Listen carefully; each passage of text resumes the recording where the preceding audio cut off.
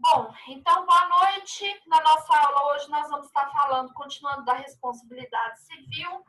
Eu parei no comentário do artigo 932, lembrando que nós falamos da responsabilidade civil subjetiva, Aquilo que vai te mexe está lá, dos 2015. artigos 186 até 188 do Código Civil, em que tem que se provar a culpa e o dolo, né? No artigo 188, nós começamos a falar das excludentes de licitude, e quando eu terminar o comentário desses artigos aqui, nós vamos estar falando, complementando outros casos de excludentes de licitude. Bom, então, do 927 em diante, nós estamos falando do caso da responsabilidade civil objetiva. Lembrando e reforçando, conforme a aula que eu gravei para vocês no EAD, eu não sei se vocês já assistiram essa videoaula enquanto vocês estavam fazendo prova, em que eu falo dos aspectos teóricos das duas responsabilidades, tanto a subjetiva como a objetiva.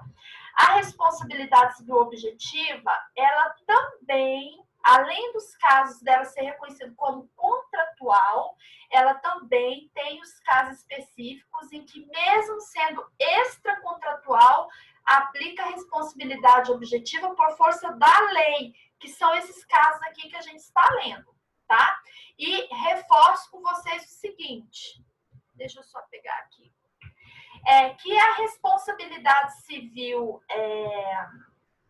subjetiva, tanto por força do artigo 186 do Código Civil, como por força do artigo 927, ela se dá por ato ilícito. Já a responsabilidade civil objetiva, ela tanto decorre do ato ilícito como do ato lícito, que eu vou ler novamente o artigo que nós paramos na última aula, 932.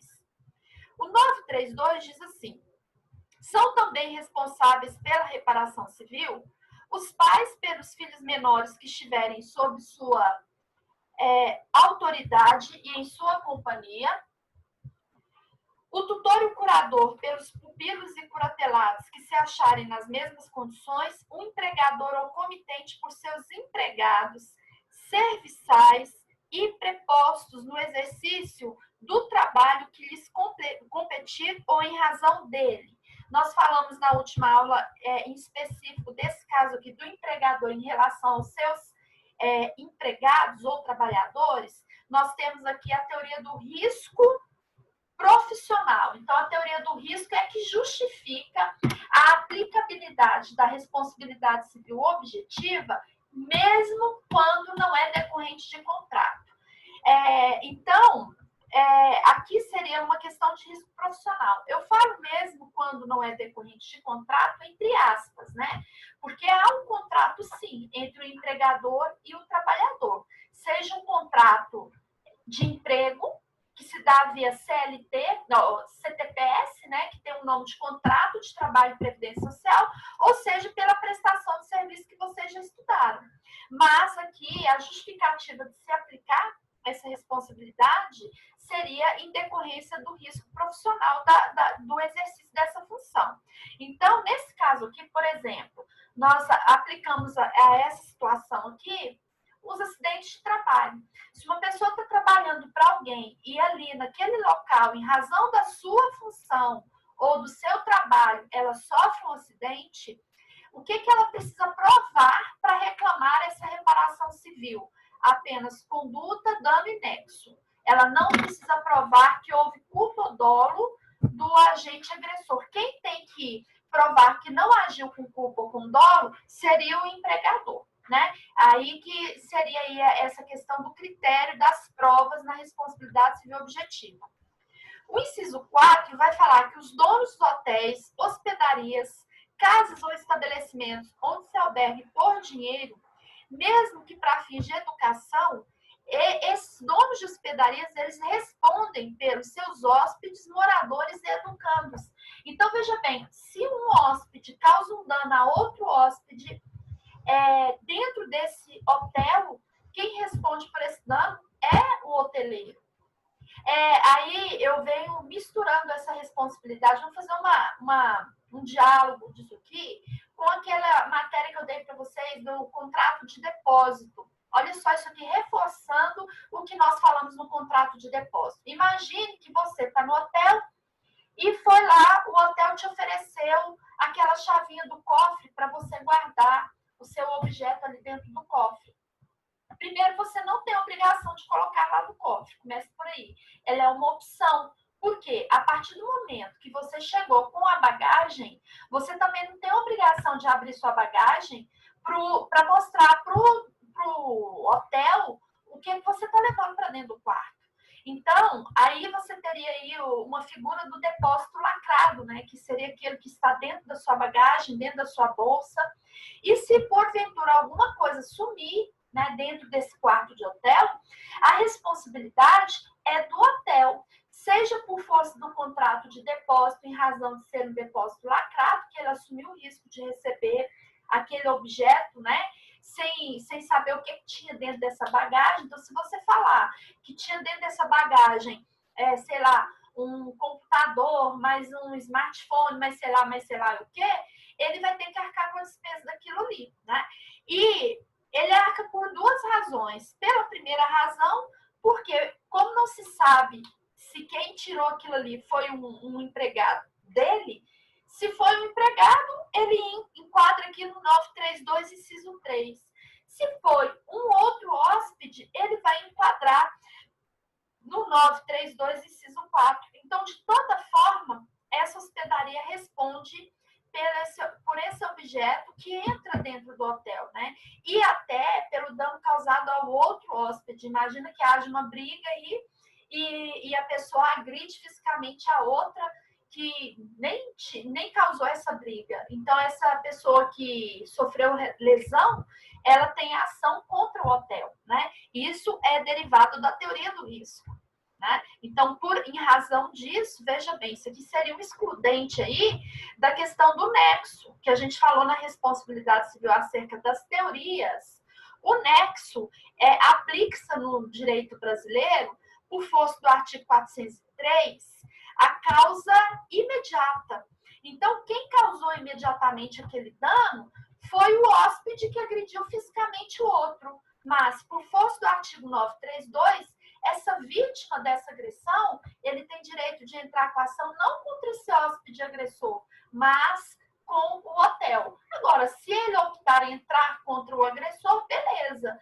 Agora, a lei garante a ele ter essa opção, inclusive seria um caso de responsabilidade solidária, né? Ele pode entrar contra o agressor e contra o hóspede também. Desculpa, a hospedaria também. Bom, o inciso 5º e o último vai dizer que também são responsáveis, né, pela reparação civil os que gratuitamente houverem participado nos produtos do crime até a concorrente quantia. Então, se a pessoa não cometeu o crime, mas ela de certa forma participou desse produto do crime, ela lucrou com isso aí, ela também responde até a concorrente quantia respectiva aí desse crime com que ela concorreu para essa participação. Bom, então aqui nós temos a responsabilidade civil objetiva nesses casos 932. O 933 vai dizer que as pessoas indicadas nos inciso 1 ao 5º do artigo antecedente, ainda que não haja culpa, por isso que eu falei que aplica aqui a responsabilidade objetiva. Então, ainda que não haja culpa de sua parte, responderão pelos atos praticados pelos terceiros ali referidos. Por que eles são terceiros? Porque quem de fato praticou o ato contra mim foi o menor, ou foi o hóspede, né, que seria o caso, ou foi o João, empregado da empresa X. Então, a minha relação, a minha causalidade direta é com essa pessoa que me agrediu, mas por força do 932, eu posso entrar com ação contra esse terceiro, que na verdade, representado por essas pessoas. Então, nós temos no 932 aqui a aplicabilidade do Instituto da Representação, que vocês já estudaram no artigo 115 do Código Civil. Então, a pessoa que trabalha para alguém é representante dessa empresa, né? Então, ele age em nome dessa empresa, o tanto que isso é sério. E, então, todo ato causado, que causa dano por esse representante, quem vai responder é essa empresa, e nesses casos aqui que a gente falou. Então, o 933 reforça essa responsabilidade civil objetiva.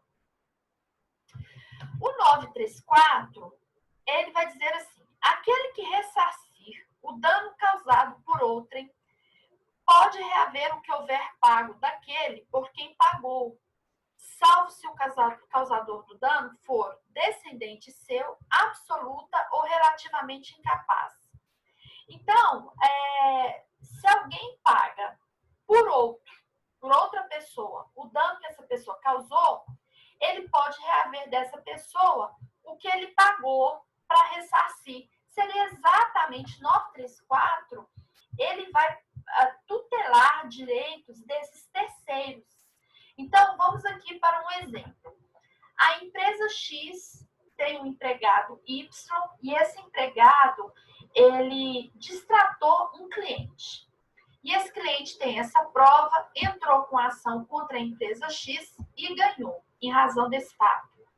A empresa X tem direito de entrar, por força do artigo 934, com uma ação de regresso contra esse seu empregado, que causou dano para essa pessoa. Então, é isso que está falando. Então, o artigo, ele é como se diz, ele é uma sequência do raciocínio do 932, nesses casos em que essas pessoas representadas sejam obrigadas a pagar, mesmo que na condição de terceiros, eles têm direito de entrar com ação de regresso contra quem de fato causou o dano, certo? Então, seria exatamente isso aqui que o 934 está falando. Só não é possível isso se o dano causado por essa pessoa seja um descendente seu, que ele está falando aqui, né? Ou seja uma pessoa absolutamente, relativamente incapaz. Imagina que o pai tem uma loja e o filho, ele agride fisicamente um cliente. Estava doido lá por causa do Covid, tinha que ficar na fila, o cliente falou que não ia ficar, igual aconteceu em São Paulo, né? Que foi um fato que aconteceu. E aí, esse filho bravo, porque estava lá no caixa, o homem apelou com ele, ele foi e agrediu esse cliente. E o cliente entrou com a ação contra a loja, e a loja teve que pagar a indenização. Aí o pai quer entrar com a ação de regresso contra o filho, porque a loja que gastou o dinheiro e foi causado por conta do filho. Não tem como, tá? Então, provando essa relação de filiação aí, que seriam os casos descendentes, ele não tem como receber isso aí, esse valor. Artigo 935. Aqui vai dizer assim, que a responsabilidade civil é independente da criminal, não se podendo questionar mais sobre a existência do fato ou sobre quem seja o seu autor, quando essas questões se acharem decididas no juízo criminal. Gente, isso aqui é muito importante, porque a partir de agora que nós vamos estar tratando de indenizações e de ações indenizatórias com repercussão na esfera criminal, né? Agora, necessariamente, eu não sou obrigada a esgotar a esfera criminal para apurar essa reparação civil, né? Nós falamos, então, quando um crime repercute na esfera civil, nós chamamos isso de ação ex delicto, ou seja, ação decorrente de um delito. Mas eu não tenho que provar o crime, certo? Esperar um processo penal. Imagina, como que eu vou esperar acabar esse processo no crime, ou isso ser levado ao crime, para eu poder ter o direito de ser ressarcido? Por exemplo, questão de alimentos. Olha o nome, nós vamos estar trabalhando aqui a questão de reparação civil. Uma delas é de natureza alimentar. Se o alimento é sustento, imagina uma ação dessa no crime, que pode levar aí 12 anos, e o próprio judiciário reconhecendo a demora, né, nesse processo criminal, ele admite, o que eu acho isso um absurdo. Eu, particularmente, minha mente não entende como isso acontece. No próprio procedimento, ele prescreve. Eu conheço colegas que advogam com o simples intuito, processo demore tanto no crime que ele prescreve o crime. Isso é um absurdo. Isso é um absurdo. Agora, imagine se eu tiver que esperar um processo ser apurado no crime para eu ter direito de receber alimentos dos quais eu preciso para sobreviver, se a natureza alimentícia é para sustento. Então, esse artigo, ele reforça essa ideia. Eu não preciso esgotar a esfera criminal para reconhecer o meu direito de reparação nascível. Isso porque Clóvis Bevilacqua, ele escreve um texto falando a respeito do ato ilícito, que ele constituiria uma fronteira entre o direito civil e o direito penal. E ele faz uma referência, em particular, quanto a esse tema, né, do crime repercutir no cível. Ele diz assim, que o direito penal, ele vê por trás do crime o criminoso. Então, toda a construção do direito penal é com o fim de punir e ressocializar esse criminoso. Então, o foco da penalidade, né, no direito penal é para o criminoso, ou seja, para que ele, por isso que se fala em detenção, em reclusão, interdição de direitos, em multa, que seriam as penas aí aplicáveis, né? Daí a hermenêutica, o olhar do penal é para ele, para o criminoso, para que ele seja punido e ressocializado. Agora, no direito civil, quando a gente fala de reparação civil, o olhar não é o agente agressor, é a vítima. Olha o nome, reparação civil. Então, o objetivo no direito civil, por trás do ilícito, ele vê primeiro a vítima e segundo o agente agressor. Então, por isso que a gente fala de reparação. Tanto é que a Maria Helena Diniz, e essa parte eu gosto muito dessa interpretação que ela dá quanto a essa reparação, que ela diz que essa reparação ela tem que ser observada em três instâncias, né? Ela tem que abranger o ressarcimento. Então, essa reparação ela tem que ter um cunho ressarcitório, ela tem que ter um cunho pedagógico, de tal forma que o agente agressor não cometa isso novamente, e ela tem que ter um cunho punitivo. Ou seja, tem que ser um valor de tal monta que o agente agressor pense duas vezes antes de cometer aquilo de novo. Então, veja bem o paradigma como muda. Enquanto a hermenêutica penal tem por foco o crime, né, o criminoso, e toda a construção da punição é para ele, no direito civil, o foco é a vítima. E toda a noção de ressarcimento é para que ela tenha realmente os seus direitos ressarcidos, né? E o valor, aquilo que vai ser valorado pecuniariamente, é com esse fim, de que ela seja ressarcida, ela receba esse ressarcimento de tal forma que esse agente agressor seja punido e ele seja ensinado a não fazer isso mais. Mas o objetivo maior é que ela receba uma indenização justa. Por isso que se aplica o princípio da razoabilidade e da proporcionalidade. Então, o olhar muda. Isso é tão importante. Nós vamos ler, por exemplo, o artigo 948, que fala nos casos do homicídio. Vamos dar um exemplo clássico de homicídio e que gera indenização, né? Os casos mais comuns, acidente de trânsito. Então, não me interessa se apurou aquele fato criminoso, se o cara foi condenado ou não.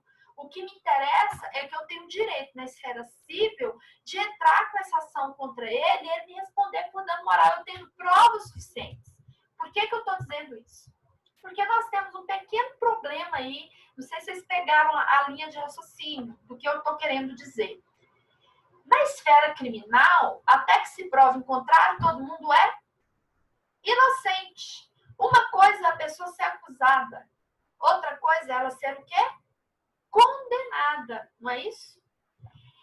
Então, o que eu estou dizendo é que quando aparece no direito civil aqui, igual nós vamos estar lendo a exemplo do 948, expressões do tipo homicídio, injúria, calúnia, não preciso ter uma sentença condenatória condenatória para eu poder entrar no cível e ter o meu direito tutelado. É isso que eu estou dizendo. Se eu tiver provas suficientes que aquele fato aconteceu, aquilo já indica o nome iuris.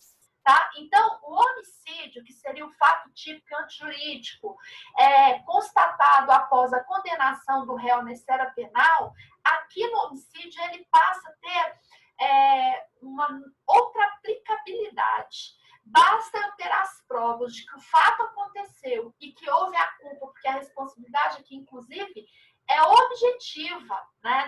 Nós estamos falando aqui da responsabilidade civil objetiva. No caso do homicídio, sendo extracontratual, ela seria subjetiva.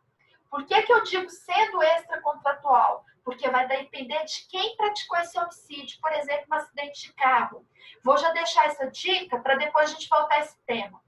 Quem foi que bateu no carro do fulano e matou o pai de família nesse acidente de trânsito?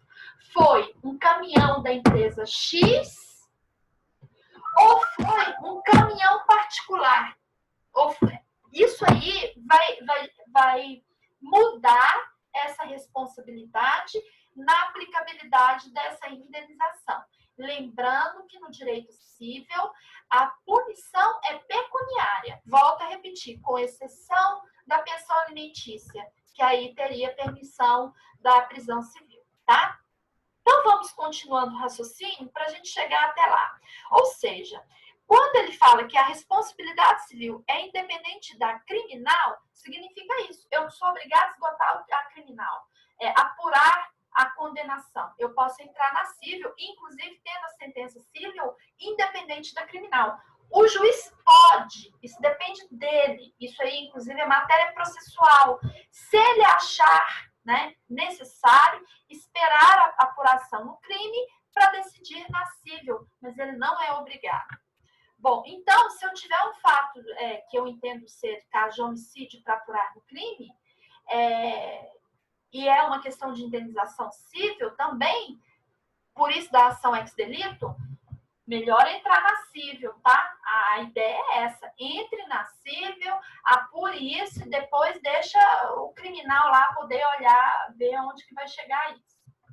Bom, aí continuando o artigo, ele fala assim, não se podendo questionar mais sobre a existência do fato ou sobre quem seja o seu autor, quando essas questões se acharem decididas no juízo criminal. Aqui está dizendo que se houver negativa de fato ou de autoria, encerra no cível. Então, nesses dois casos, a pessoa no cível perderia. Por isso que eu dou a dica a depender do caso, que quando a gente for chegar nessas situações específicas, eu vou estar fazendo em uma ou outra referência, mas a depender do caso, é melhor você entrar no cível, tendo as provas que você tem, porque de repente você tem responsabilidade civil objetiva, né, que você já não teria que provar a culpa ou dolo, mas sim o agente agressor, e apurando esse fato, você já tem que decidir na esfera civil para depois observar isso na esfera criminal. Pessoal, vou interromper aqui um pouquinho, porque está falando que está faltando armazenamento para guardar minha aula. Espera aí só um pouquinho, tá? Eu preciso da minha aula. Deve estar cheio o meu... Esse trem aqui é muito pequeno.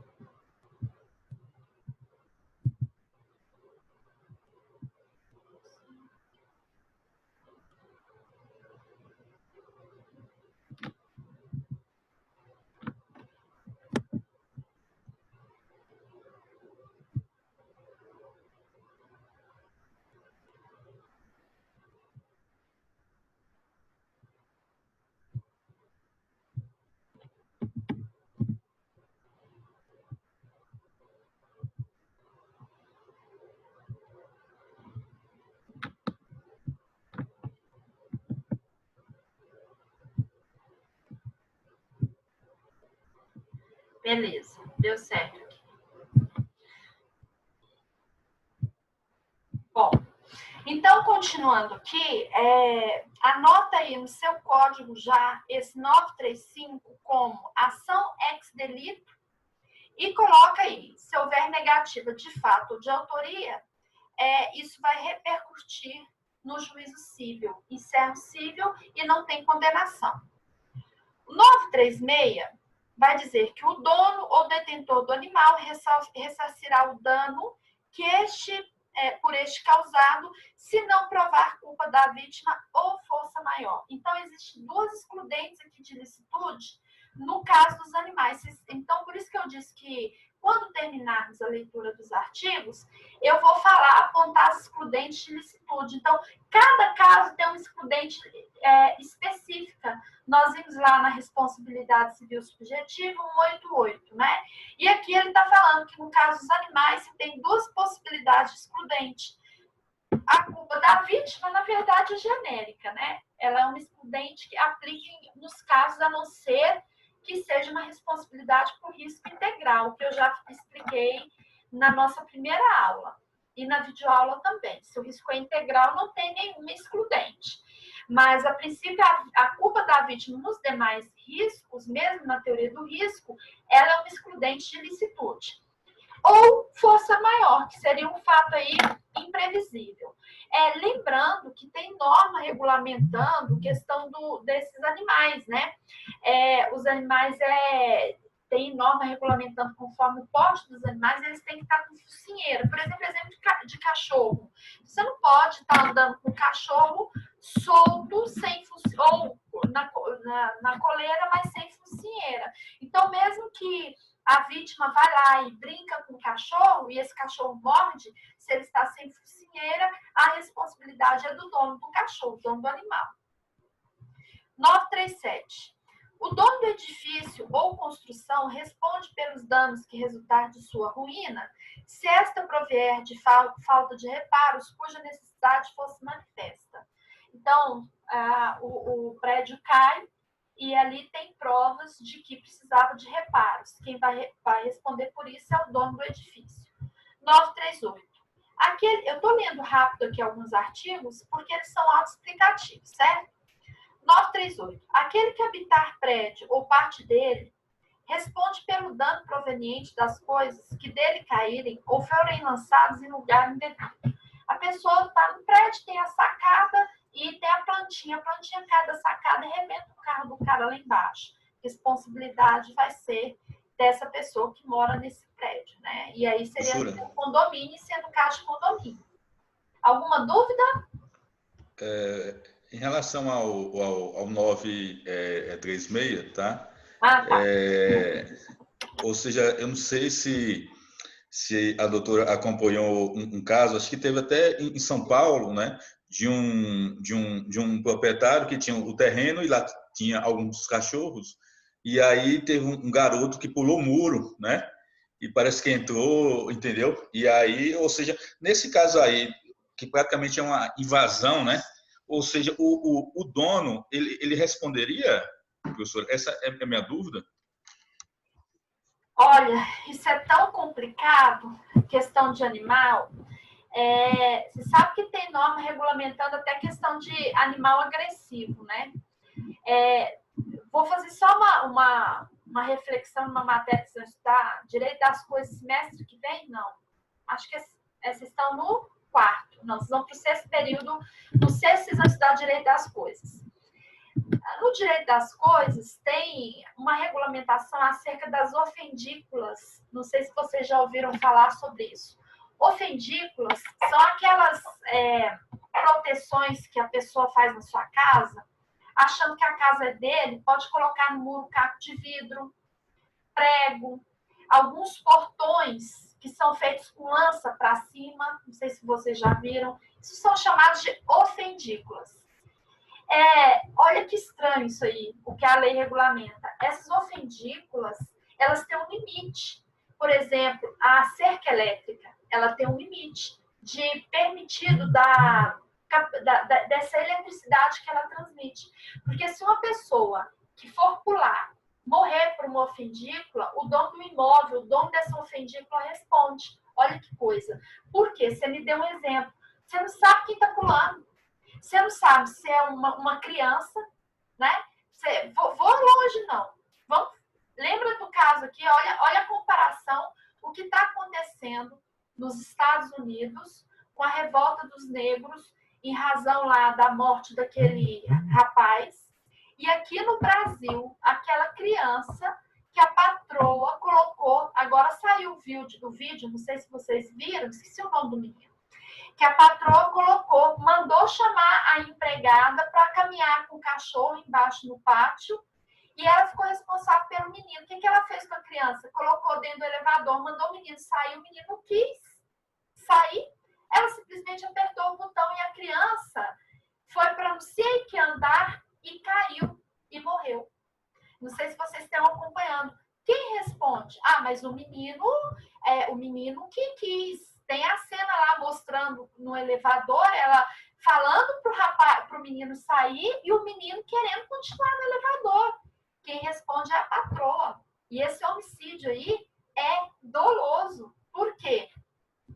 Logicamente, apurando os fatos, né, gente? Eu tô falando assim, a princípio, do que eu vi, do que a gente tá vendo. Então, tô conjecturando, porque até que se prove o contrário, todo mundo é inocente. Mas o vídeo ali é claro. Então, veja bem, existe norma regulamentando essa questão, por exemplo, da criança, a responsabilidade é de quem? É dos pais ou de quem estiver sob a guarda dela, sobre a tutela dela. Então, essa pessoa que está sob a guarda tem o dever de vigilar, de vigilância, e responde com agravante, né? Porque tem lei específica tratando. A mesma coisa dos animais. Os animais não podem ser agressivos ao ponto de matar uma pessoa. Tem que ter um controle. Tanto é que essa questão de determinados cachorros que tem raça aí que de propósito ela é agressiva, isso aí tem um controle, deveria ter, né? Tem lei controlando isso. Só que tudo no Brasil, o povo tem lei, acha bonito e deixa só no papel. Ninguém obedece. Eu tô acabando de falar para vocês, muitos não sabem, mas existe lei do uso da coleira com focinheira. Tem gente que acha que o cachorro pode andar sem a focinheira. Não é bem assim, não, porque ele é dócil. Dependendo do tamanho dele, ele é obrigado a ter a focinheira. Então, a responsabilidade daquele homem, respondendo a você, se a criança pulou, primeira responsabilidade, quem ficou com esse menino, deixa esse menino pular o muro, que seria dos pais, né? Segundo, do dono do imóvel, por que estava criando um cachorro de tal forma que chegou a matar? Mas é uma situação tão difícil, porque também é a defesa do dono do imóvel, né? Nós ficamos reféns, eu não preciso ir longe, não. Eu fui roubada. Assim que eu mudei para minha casa, eu fui assaltada, cheguei minha casa arrombada e, pasme, liguei para quem? Para a polícia, né? Qual polícia? Civil, que eu imaginei na minha cabecinha, né? A polícia civil nem quis entrar dentro da minha casa, porque a resposta dela foi o seguinte: isso não é função nossa. E eu nem sabia disso. Nós só fazemos a prevenção.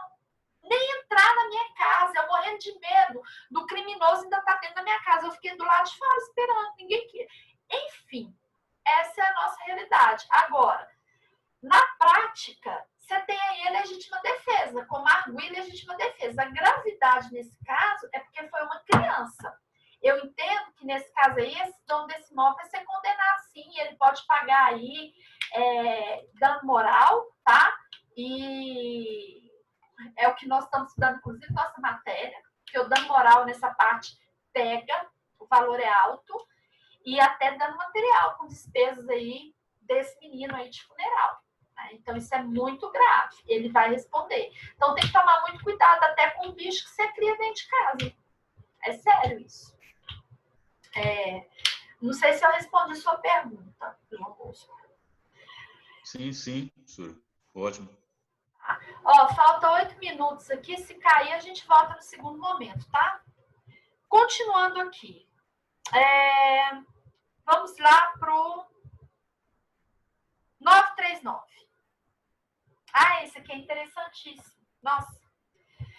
O credor que demandar o devedor antes de vencida a dívida, fora dos casos em que a lei o permita, ficará obrigado a esperar o tempo que faltava para o vencimento e descontar os juros correspondentes, embora estipulados, e a pagar as custas em dobro. Bom, vamos falar aqui primeiro quando é que eu posso cobrar mesmo antes da dívida ser vencida. Porque ele fala aqui, fora dos casos em que a lei o permita. Eu posso cobrar quando a dívida ainda não venceu, quando a pessoa está inadimplente comigo, né? Nos casos em que a lei fala permitindo, por exemplo, seja estudado fraude contra credores.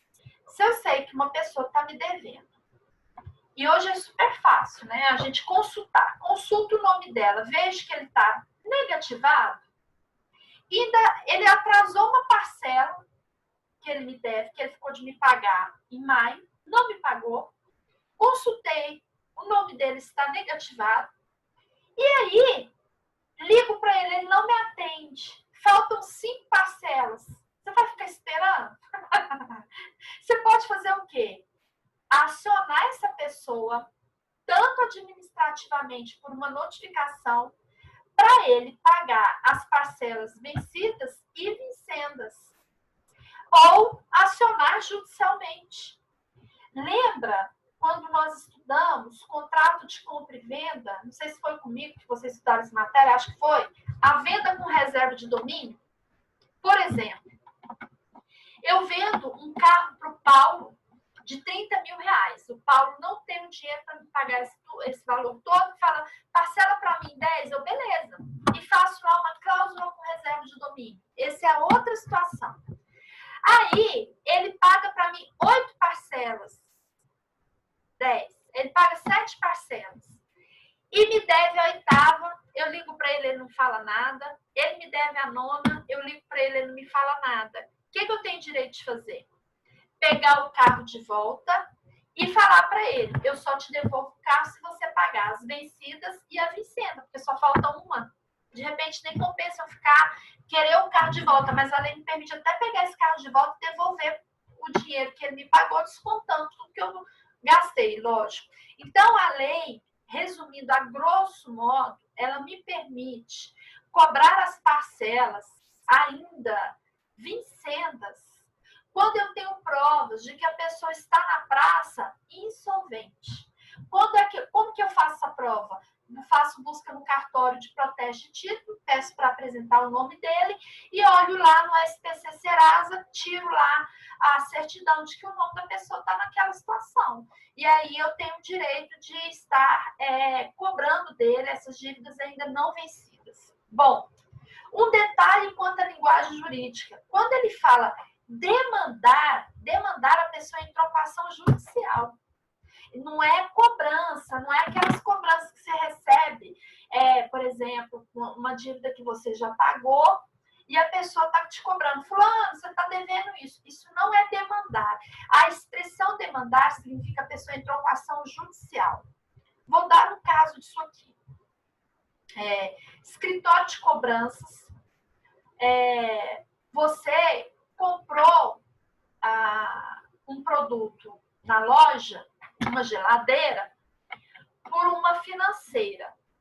Né? Não vou nem citar o nome da financeira, que é mais comum, né? Melhor nem falar. Você comprou uma geladeira e comprou essa geladeira em 10 vezes, né? E a loja fez através dessa financeira. Beleza. Então, na verdade, a financeira que pagou a loja, você está devendo a ela. Só que aí, você paga o boleto. E essas financeiras, gente, que tem de confusão na hora de emitir esse boleto, elas arrumam um rolo, porque enfia cartão do consumidor com seguro, é uma confusão. Enfim. Aí você realmente está devendo o mês de junho, que venceu no dia 2, e você se esqueceu.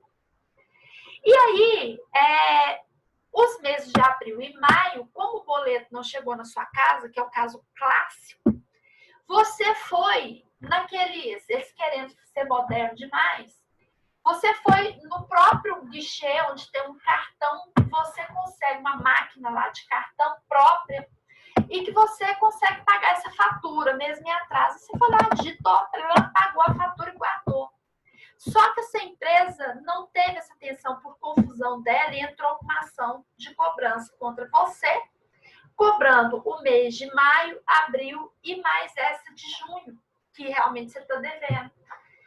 Beleza, só que você tem provas que você pagou maio e junho, e por confusão dela, ela começa a cobrar também julho, agosto, sei lá.